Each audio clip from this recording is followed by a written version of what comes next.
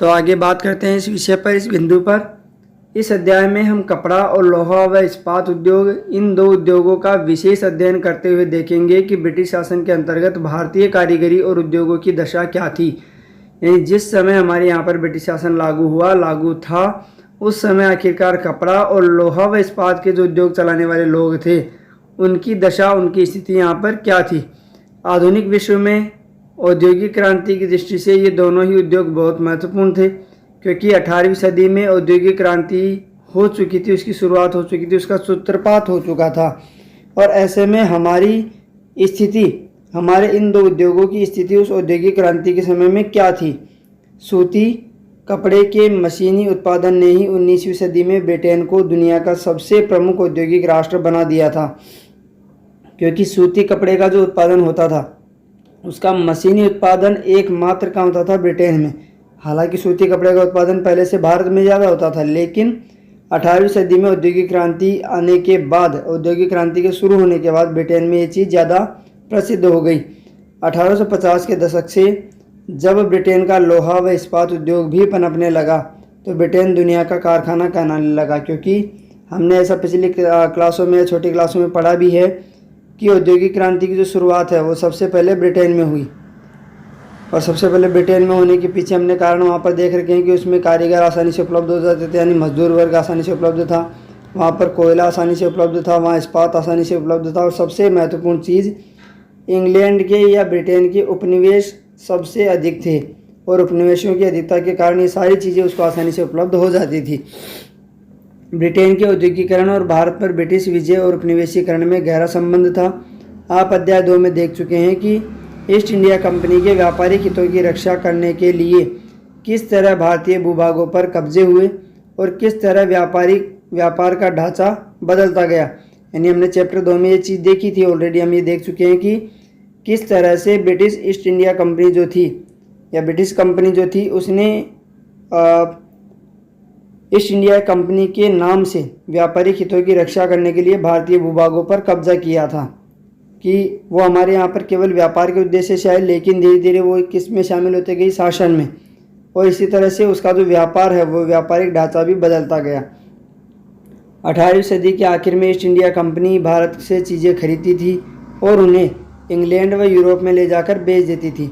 इसी क्रय विक्रय से उसे भारी मुनाफा होता था। कारण, इस क्रय विक्रय से मुनाफा होने का कारण ये था कि भारत से वो कच्चा माल ले जाते थे और जिस पर वो टैक्स वगैरह नहीं लगाते थे, और उसके बाद अपने देश में ले जा करके उसको तैयार माल में बदल देते और उस पर कई तरह का टैक्स लगा करके, मजदूरी लगा करके जब उसे बेचते, अपने उपनिवेशों में बेचते।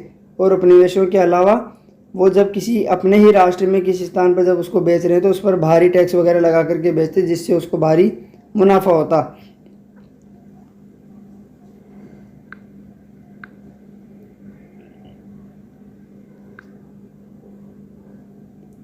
जैसे जैसे ब्रिटेन का औद्योगिक उत्पादन बढ़ने लगा, वहाँ के उद्योगपति भारत को अपने औद्योगिक उत्पादों के विशाल बाजार के रूप में देखने लगे। क्योंकि ब्रिटेन में औद्योगिक क्रांति की शुरुआत हो चुकी थी, तो वहाँ औद्योगिक उत्पादन बढ़ना जायज़ सी बात है। और ऐसे में भारत को अपने औद्योगिक उत्पादों के विशाल बाजार के रूप में वो लोग देखने लगे कि अगर भारत से कच्चा माल आ सकता है, तो भारत में तैयार माल को बेचा भी जा सकता है, जिस पर भारी मुनाफा उन लोगों को प्राप्त होगा। इस तरह ब्रिटेन से तैयार माल भारत के बाज़ारों में आने लगा। इससे भारतीय शिल्पों और उद्योगों पर किस तरह के असर पड़े, इस अध्याय में हम इसी बात पर विचार करेंगे, इसी बात पर चर्चा करेंगे। यानी वहाँ से मशीनों के द्वारा तैयार किया हुआ माल जब भारतीय बाज़ार में आया, तो जाहिर सी बात है कि मशीनों से तैयार है तो वो सस्ता होगा, क्योंकि उस पर मजदूरी, उस पर समय कम लगा है। और ऐसे में जब उस पर मजदूरी और समय कम लगा रहा है, तो वो सस्ता होगा, गुणवत्ता में अच्छा होगा, क्योंकि वो मशीनों से तैयार किया गया है। और ऐसी चीज़ के चलते हुए, इसी कंपटीशन या इसी प्रतिस्पर्धा के चलते हुए भारतीय शिल्प और जो उद्योग हैं, जिनमें हाथों से काम ज़्यादा होते थे, उन लोगों को चुनौती मिली, क्योंकि उस पर मजदूरी ज़्यादा लग रही थी, उसमें समय ज़्यादा लग रहा था, उस पर मेहनत ज़्यादा लग रही थी। तो ऐसे में वो चीज़ जाहिर सी बात है कि महंगी होगी। मान लीजिए हम घर पर अगर कोई अचार तैयार करते हैं, तो उस अचार को तैयार करने में हमारी मेहनत ज़्यादा लगती है, क्योंकि हम छोटे स्तर पर कर रहे हैं, हाथ से बना रहे हैं, सारे काम घरेलू तरीके से कर रहे हैं, तो महंगा पड़ता है। और उसी मात्रा में अगर हम जैसे मान लीजिए घर पर 1 किलो अचार तैयार कर रहे हो तो उस पर 200 रुपये खर्च हो रहे हैं, और वही अचार अगर हम बाज़ार से लेकर के आएंगे तो उस पर 150 रुपये में वो हमें मिल जाएगा, प्लस उसमें दुकानदार वगैरह का मुनाफा भी है। यानी कहने का मतलब क्या हुआ कि जैसे उस अचार पर इतने तरह का मुनाफा होने के बावजूद या मुनाफा जुड़ा होने के बावजूद वो हमें सस्ते में मिलता है, ठीक वैसे भारतीय शिल्प पर भी इसका असर पड़ा, इसका प्रभाव पड़ा, क्योंकि भारतीय शिल्प जो है वो गुणवत्ता में भले ही अच्छा था लेकिन उस पर समय अधिक लगने की वजह से, हाथ से बना होने की वजह से वो महंगा ज़्यादा होता था। तो भारतीय कपड़े और विश्व बाजार में भारतीय कपड़े की स्थिति क्या रह गई। आइए पहले कपड़ा उत्पादन पर नज़र डालें कि कपड़ा उत्पादन होता किस तरह से था, कहाँ से था। तो उसके बारे में यहाँ पर बताया गया कि बंगाल पर अंग्रेजों की विजय से पहले 1750 के आसपास भारत पूरी दुनिया में कपड़ा उत्पादन के क्षेत्र में औरों से कोसों आगे था। यानी 1750 में जब तक ब्रिटिश कंपनी का हमारे यहाँ पर शासन नहीं हुआ था तब तक भारत का कपड़ा पूरे विश्व में प्रसिद्ध था। भारत का कपड़ा विदेशों में बेचा जाता था, जिसके बारे में आगे नाम आएंगे कि कहाँ कहाँ ये जाता था विदेशों में व्यापार बिकने के लिए। भारतीय कपड़े लंबे समय से अपनी गुणवत्ता और बारीक कारीगरी के लिए दुनिया भर में मशहूर थे। दक्षिण पूर्वी एशिया जिसमें जावा, सुमात्रा और पेनांग तथा पश्चिमी एवं मध्य एशिया में इन कपड़ों का भारी बाजार था। यानी सबसे ज़्यादा ये इन स्थानों पर बेचा जाता था।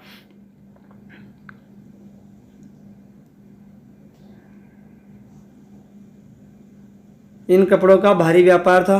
16वीं शताब्दी से यूरोप का व्यापारिक कंपनी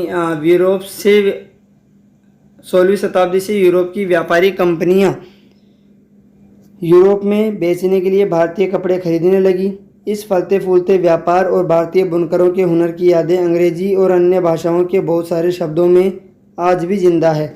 यानी यहाँ पर इस लाइन का मतलब ये है कि जिस तरह से वो व्यापार फल फूल रहा था, जिस तरह से वो व्यापार पूरे विश्व में अपनी पहचान बना रहा था, उसके बारे में अंग्रेजी भाषा में किस तरह के शब्दों का प्रयोग किया गया है, उन अंग्रेजी शब्दों के आधार पर हम इस चीज़ का अंदाज़ा लगा सकते हैं। और उसकी जो यादें हैं वो यादें उन अंग्रेजी शब्दों में हमको मिलेंगी कि विशेष तौर पर जो वो अंग्रेजी शब्द किसी चीज़ के लिए, कपड़े के लिए यूज किए गए, तो वो उसके आधार पर हम आइडिया लगा सकते हैं, अंदाज़ा लगा सकते हैं कि अंग्रेजी भाषा में अगर इस तरह के शब्द आए यानी वो व्यापार या वो उद्योग कितना महत्वपूर्ण रहा होगा। ऐसे शब्दों की जड़ों को ढूंढना और उनके अर्थ जानना बड़े मज़ेदार है। यानी उसके विषय में जानना जो है वो काफ़ी महत्वपूर्ण है। जैसे यहाँ पर पटोला बुनाई के बारे में लिखा गया है।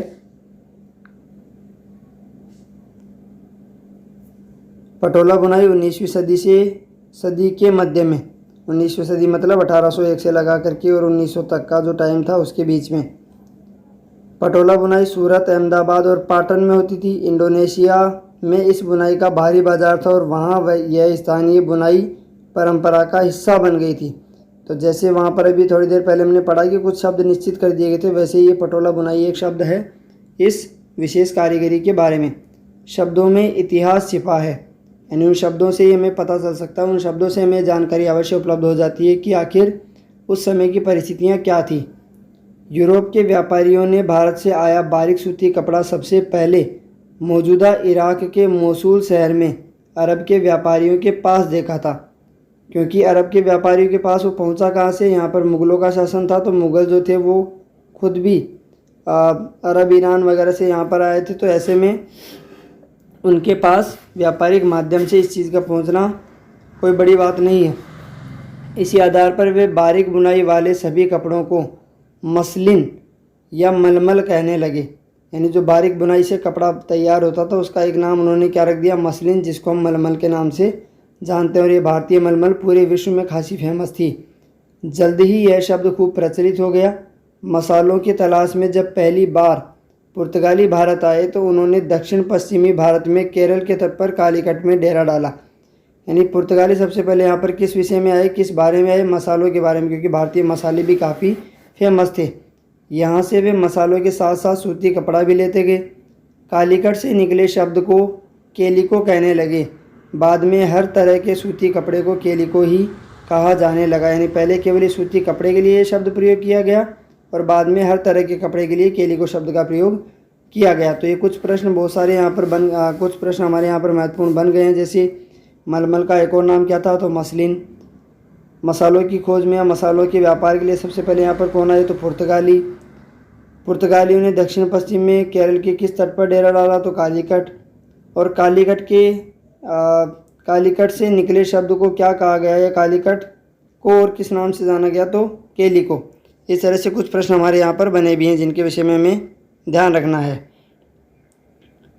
ठीक इसी तरह से ऐसे बहुत सारे शब्द हैं जो पश्चिमी बाज़ारों में भारतीय कपड़ों की लोकप्रियता की कहानी कहते हैं कि पश्चिमी बाज़ार में भारतीय कपड़ा कितना फेमस था, कितना प्रसिद्ध था। चित्र 3 में आप एक ऑर्डर बुक का पन्ना देख सकते हैं जिसे 1730 में ब्रिटिश ईस्ट इंडिया कंपनी ने कलकत्ता स्थित अपने नुमाइंदों के पास भेजा था। यानी 1730 का ये जो पन्ना है ऑर्डर का, उससे आप आइडिया लगा सकते हैं कि आखिरकार 1730 में अगर ईस्ट इंडिया कंपनी या ब्रिटिश कंपनी ने इस तरह का ऑर्डर भेजा है सूती कपड़े को लेकर के, तो यानी उस समय में भी हमारा कपड़ा कितना प्रसिद्ध था। बही के मुताबिक उस साल कपड़े के 5,89,000 थानों का ऑर्डर मिला। थान यहाँ पर या जो थाना लिखा हुआ है वो थाना पुलिस स्टेशन नहीं है।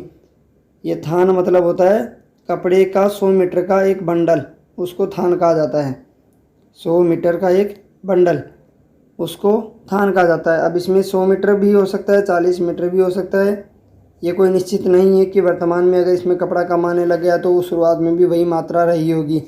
कुल मिलाकर के एक लंबा चौड़ा कपड़े का एक ही कलर का एक जो बंडल तैयार किया जाएगा, जैसे शर्ट का कपड़ा हम एक ही शर्ट का ले लें और एक 5-10 शर्ट के कपड़े एक साथ उसमें पैक रहें, बंडल में बने हुए रहें, तो उसको पूरे को थान कहा जाता है।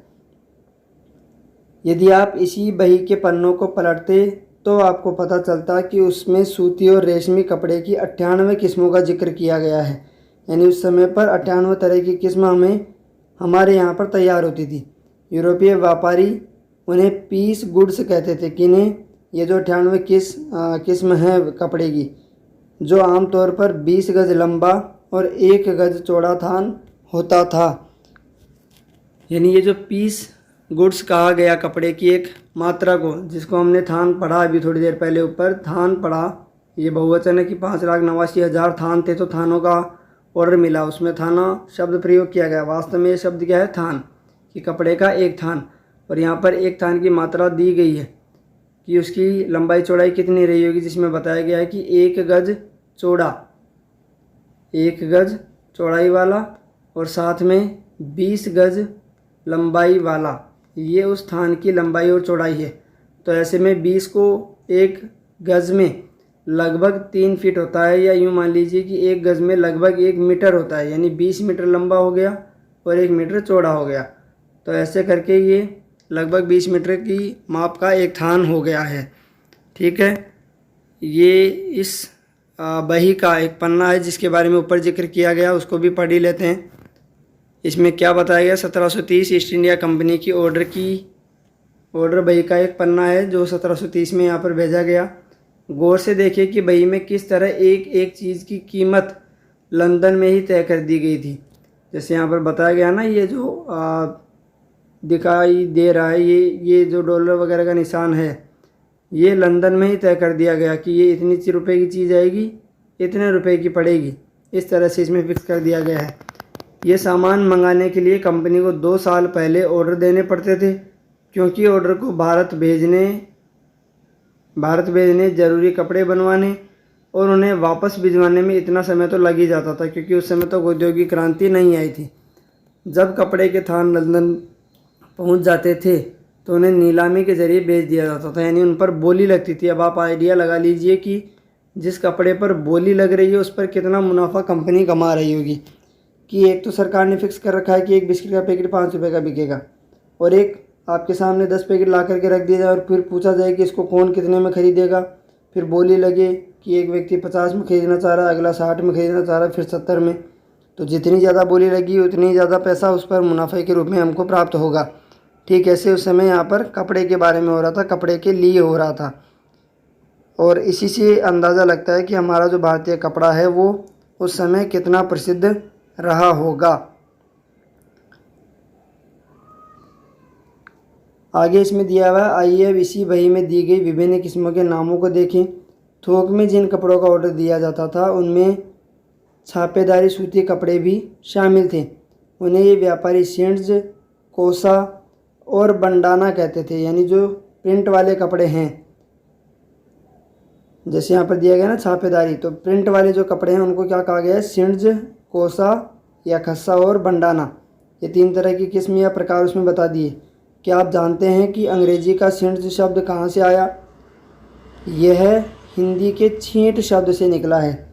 यानी छींट का मतलब होता है डॉट वगैरह जो बने हुए रहते हैं या कुछ छोटे मोटे चित्र बने हुए रहते हैं किसी कपड़े पर, उसको छींट का कपड़ा कहा जाता है और उसी से शिंड्स शब्द बना है अंग्रेजी में।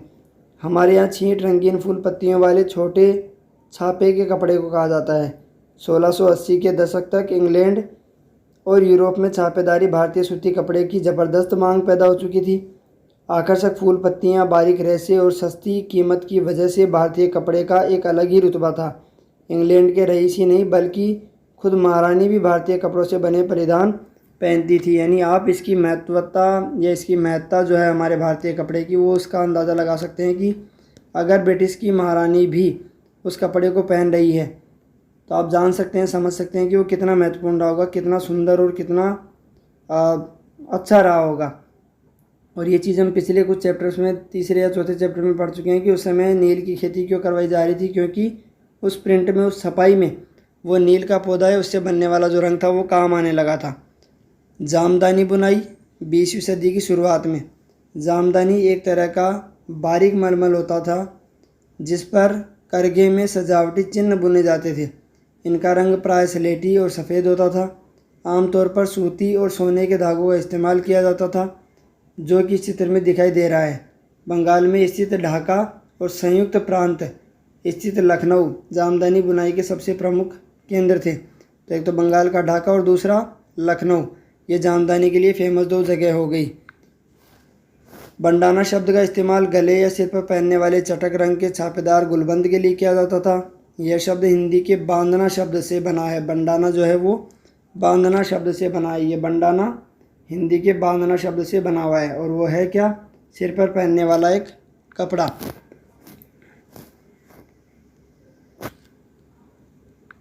तो ये बंदाना जो शब्द है वो हिंदी के बंडाना जो शब्द है वो हिंदी के बांधना शब्द से निकला है।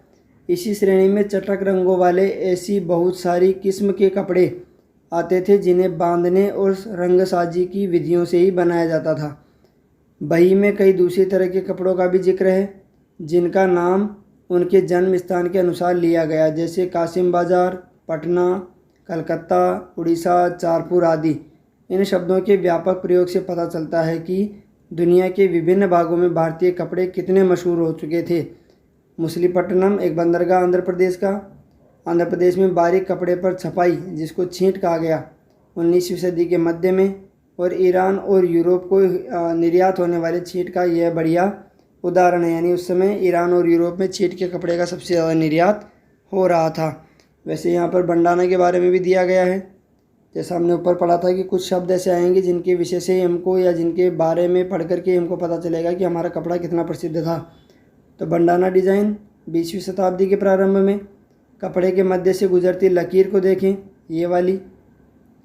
आप जानते हैं ये क्यों है? दरअसल इस ओढ़नी में दो बांध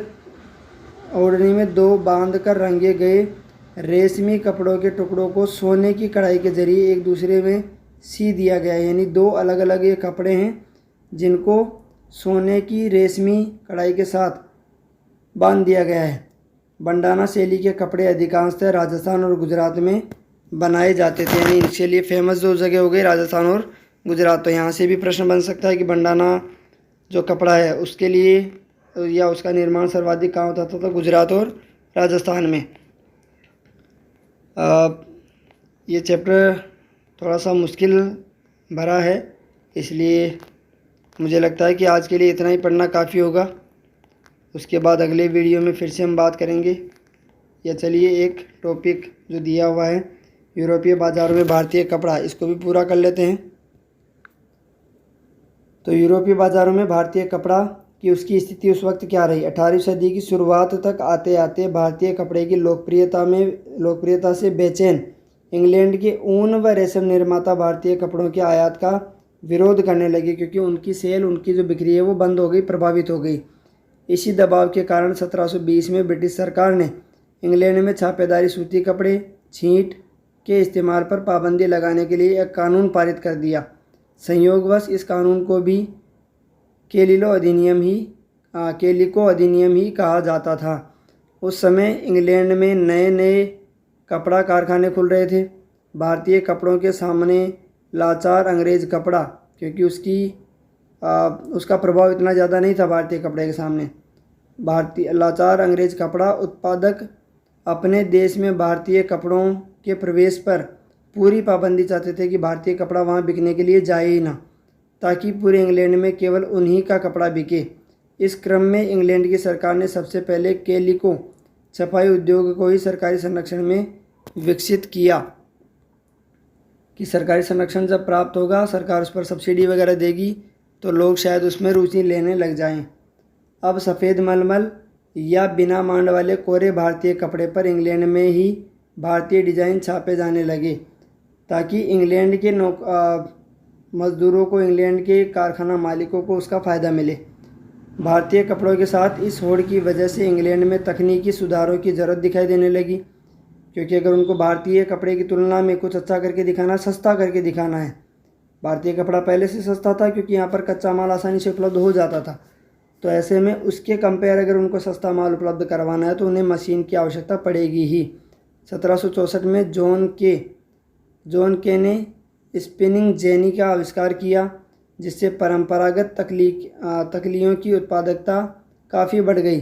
1786 में रिचर्ड आर्कराइट ने वास्प इंजन का आविष्कार किया, जिसने सूती कपड़े की बुनाई को क्रांतिकारी रूप से बदल दिया। अब बहुत सारा कपड़ा बेहद कम कीमत पर तैयार किया जाता था, क्योंकि मशीनों के माध्यम से वहाँ पर कपड़ा तैयार होने लग गया।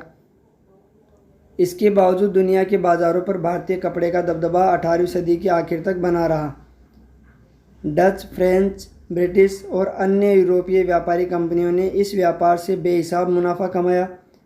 ये कंपनियां भारत आकर चांदी के बदले सूती और रेशमी कपड़े खरीदती थीं, परंतु जैसा कि आप जानते हैं, जब इंग्लिश ईस्ट इंडिया कंपनी को बंगाल की राजनीतिक सत्ता मिल गई तो उसे भारतीय चीज़ें खरीदने के लिए चांदी मंगाने की ज़रूरत नहीं रही, क्योंकि फिर वो अपने आधार पर रूल और नियम बनाती थी और यहाँ से अपनी वस्तुओं या अपनी आवश्यकता की वस्तुओं का निर्यात करती थी। इसके बाद तो ईस्ट इंडिया कंपनी भारत में ही किसानों और ज़मींदारों से राजस्व इकट्ठा करके उस पैसे से कपड़ा खरीदने लगी। यानी हमारा ही पैसा था, हमारे ही किसानों से, हमारे ही ज़मींदारों के द्वारा लिया जाता था और उसी पैसे से हमारे यहाँ से सामान खरीद करके विदेश में जा कर के, इंग्लैंड में ले जा कर के बेचा जाता था।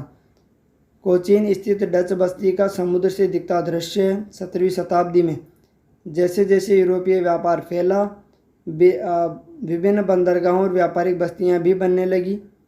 कोचीन में डच बस्तियां 17वीं शताब्दी में विकसित हुई। बस्ती के चारों तरफ स्थित किलेबंदी को देखिए, यानी यहाँ पर जो किलेबंदी दिखाई गई है, इसका मतलब सीधा सीधा ये दिखाया गया है कि यहाँ पर इन बंदरगाहों की सुरक्षा कितनी अहम हो गई थी, क्योंकि यहीं से व्यापार होता था। तो ये रहा आज का वीडियो, जिस पर हमने अभी विचार किया कि किस तरह से भारतीय कपड़ा अपनी अहमियत, अपनी अहम जगह बना रहा था। इसके बाद बुनकरों के विषय में, भारतीय कपड़ा जो है उस भारतीय कपड़े का पतन किस प्रकार से हुआ उसके विषय में, ये सब चीज़ें हम अगले वीडियो में देखेंगे। और शायद अगले वीडियो में या इस वीडियो के अगले पार्ट में ही शायद ये चैप्टर पूरा कंप्लीट भी हो जाए। ठीक है, उम्मीद है कि मेरा पढ़ाया हुआ आप लोगों को पसंद आ रहा होगा, समझ आ रहा होगा। फिर भी अगर आपका कोई सुझाव है तो आप बेशक मुझे कमेंट करके सुझाव दे सकते हैं। और अगर आप कमेंट ना करना चाहें तो स्क्रीन पर चल रहे व्हाट्सएप नंबर्स पर आप व्हाट्सएप भी कर सकते हैं। फ़िलहाल आज के लिए इतना ही, फिर से मिलेंगे इस वीडियो के पार्ट 2 में। तब तक के लिए स्वस्थ रहिए, मस्त रहिए। धन्यवाद।